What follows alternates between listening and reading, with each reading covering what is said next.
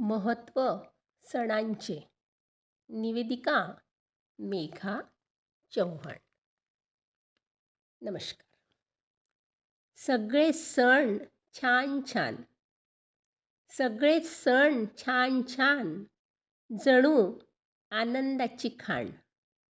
जमवू आप्त स्वकीय मेळा, जमवू आप्त स्वकीय मेळा, आनंद कणकण करू गोळा.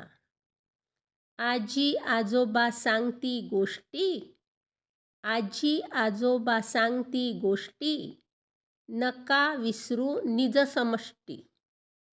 आनंदाचे लुटता वाण, सौख्याला ना कधीच वाण.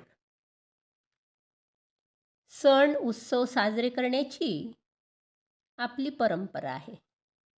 वर्षभर सर्वांनी आनंदी व उत्साही असावे, हा हेतू यामागे आहे. पर्यावरण, पशु, कृषी आदींचे ऋण कृतज्ञतापूर्वक मानणे हा प्रधान हेतू आहे.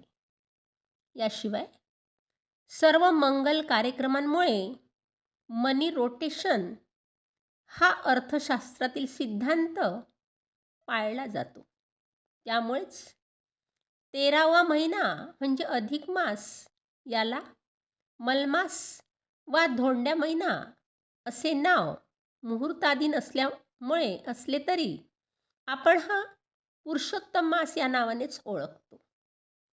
या महिन्यात रामायण पाठ, भागवतादी ग्रंथांचे श्रवण सामूहिकरित्या करावे असं सांगितलं गेलं आहे. तेल तूप विक्रेते, फूल विक्रेते, मंडपवाले, रोषणाई करणारे आदी अनेक जण शुभमुहूर्त नसल्यामुळे अधिक महिन्यात बेकार राहू शकतात.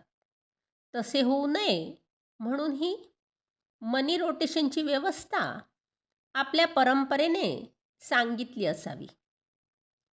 प्रत्येक महिन्यातील मुख्य सण पुढीलप्रमाणे.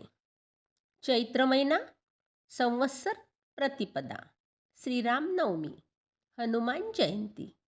वैशाख महिना अक्षतृतीया, परशुराम जयंती, नृसिंह जयंती. ज्येष्ठ महिना वटपौर्णिमा. आषाढ महिना महाएकादशी. श्रावण महिना नागपंचमी, नारळी पौर्णिमा, श्रीकृष्ण जन्माष्टमी. भाद्रपद महिना श्री गणेश चतुर्थी, अनंत चतुर्दशी. आश्विन महिना विजयादशमी, दीपावली महोत्सव. कार्तिक महिना भाऊबीज, तुलसी विवाह, त्रिपुरी पौर्णिमा. मार्गशीर्ष महिना श्री दत्त जयंती. पौष महिना मकर संक्रमण. माघ महिना रथसप्तमी, महाशिवरात्र. फाल्गुन महिना हुताशनी म्हणजे होळी पौर्णिमा. वर्षाचा प्रारंभच उत्साहात व आनंदात झाला व सर्व वर्षे तसेच जाणार या भावनेने गुढीपाडवा म्हणजे संवत्सर प्रतिपदा साजरी केली जाते. वर्षभरातील हीन वाईट सर्व होळीत दग्ध करून टाकावे यासाठी तो सण वर्ष अखेरीस असावा. देवदिकांच्या नावाने साजरे होणारे सण हे उत्सव स्वरूपात असतात. सर्व समाजाने एकत्रित जमून ते साजरे करायचे असतात. जगन्यंत्या, जगतपालक, जगतचालक परमेश्वरावरती श्रद्धा म्हणून हे उत्सव केले जातात.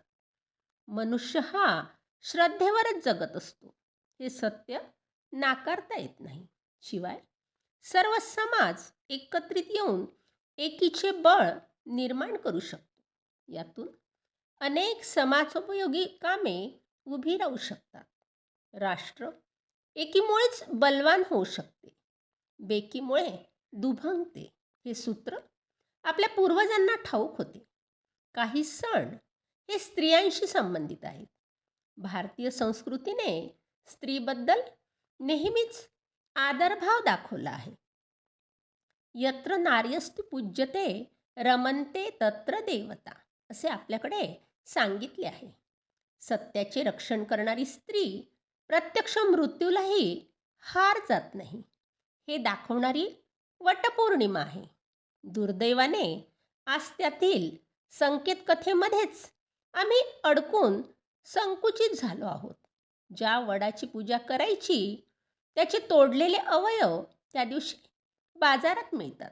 त्या फांद्यांची पूजा करून काय साधणार? वड हा औषधी वृक्ष आहे. झाडे ऑक्सिजन बाहेर टाकतात हे सत्य आपणाला ठाऊक आहे. वडाला प्रदक्षिणा घालताना दमछाकीमुळे श्वास जलद चालतो. त्यामुळे झाडापासून मिळणारा ऑक्सिजन भरपूर प्रमाणात शरीरात जातो.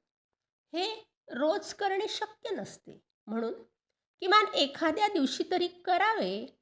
हा सर्व भाग आपण विसरलो आहोत. बैल, साप आदी उपयुक्त प्राण्यांबद्दल कृतज्ञता व्यक्त करण्यासाठी त्यांचे सण आहेत. तेवढ्या एका दिवशीच त्यांना मान व अन्य दिवशी त्यांचा अपमान असे होऊ नये. कृतज्ञतेचा संस्कार मनावर होण्यासाठी हे सण आहेत. दुसऱ्या दिवशी ते संस्कार पुसून टाकायचे नसतात. प्रत्येक सणामागे कथा आहे. कथेमुळे संस्कार होण्यास मदत होते. त्या कथेमधून बोध काय घ्यायचा याचा विचार करून सण साजरे करायला हवे. अन्यथा केवळ उत्सवी व बाजार रूप प्राप्त होऊन निव्वळ संपत्तीचे प्रदर्शन करणारे असे ते होतील. याचे भान आपण ठेवायला हवे.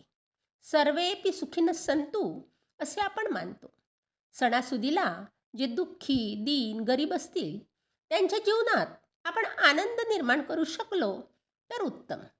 रोग्याच्या मनात चैतन्य निर्माण करणे आणि बालकांच्या मनावर राष्ट्रप्रेमाचे संस्कार करणे केव्हाही चांगले. आपण मातीत जन्माला आलो. त्या देशावर आणि संस्कृतीवर अपार प्रेम करून, श्रद्धा ठेवून जर सण साजरे केले तर अधिकस्य अधिक फलम ही युक्ती सार्थ ठरेल. बरोबर ना? धन्यवाद.